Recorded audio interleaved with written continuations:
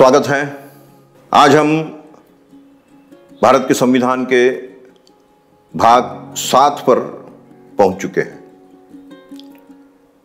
भाग 7 यद्यपि बहुत ही महत्वपूर्ण भाग है, लेकिन बहुत ही संक्षिप्त है। केवल एक अनुच्छेद इसमें रहा है और संयोग या दुर्भाग्य यह है कि भारत के इस संविधान को लागू करने के 7 वर्ष बाद 7वें संशोधन के द्वारा वह अनुच्छेद भी समाप्त हो गया। और इसलिए अगर यह कहा जाए कि भाग 7 वास्तव में अब रहा नहीं, उसके अनुच्छेद के जो 4 भाग थे क ख ग घ, उसमें 3 भाग लुप्त हो गए संशोधन के कारण और केवल चौथा भाग घ वही केवल बचा है। और इसलिए भाग 7 का एक तरह से देखा जाए तो अस्तित्व ही समाप्त हो गया है। और यह ऐसा कौन सा संशोधन था कि जिसके कारण भाग 7 समाप्त हो गया। यद्यपि हाथ से लिखे हुए इस संविधान की प्रति में पूरा लिखा है, लेकिन संशोधन 7 वर्ष बाद हुआ था, इसलिए उसका उल्लेख करना बहुत जरूरी है, ऐसा मैं मानता हूं। संशोधन यह हुआ था कि जवाहर, वल्लभ और पट्टाभी सीतारामैया, इन तीनों की जो एक संयुक्त कमेटी थी, जिसके द्वारा भारत की राज्य व्यवस्था जो है, राज्य रचना जो है, उस राज्य रचना के अनुसार राज्यों की सूची बनी थी। कुछ राज्य राजे रजवाड़ों के द्वारा समाहित किए गए थे, कुछ राज्य अपने आप इसमें विलीन हो गए थे।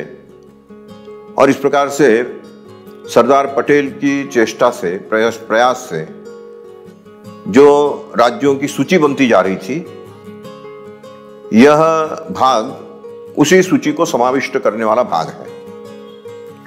7 वर्ष बाद जो संशोधन आया, उस संशोधन की पृष्ठभूमि अगर हमें जाननी हो तो सबसे पहले तो यह जानना होगा कि 7वां संशोधन यह प्रशासनिक राज्यों की बजाय भाषावार प्रांत रचना, इसको स्वीकार करने वाला संशोधन है।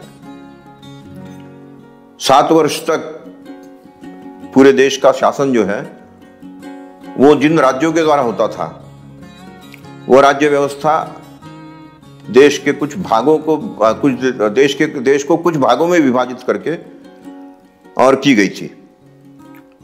उसी में एक भाग था मद्रास प्रेसिडेंसी, जिसको कहा जाता है। इस मद्रास प्रेसिडेंसी में सबसे पहले तेलुगु भाषी समाज की ओर से यह आवाज उठी कि हमारी भाषा का राज्य अलग होना चाहिए और वह राज्य होगा आंध्र। तो संविधान चूंकि उसकी अनुमति नहीं देता है, इसलिए उसको स्वीकार नहीं किया गया। लेकिन भाषा के इस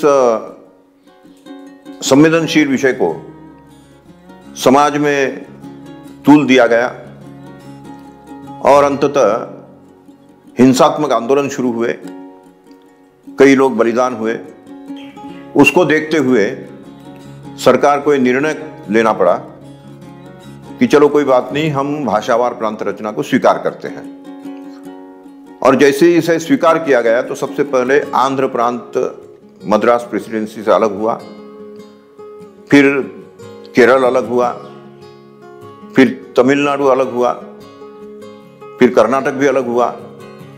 और इस प्रकार से दक्षिण भारत के 4 प्रांत ये अलग होने के बाद भाषावार प्रांत रचना की यह लहर पूरे देश में फैली।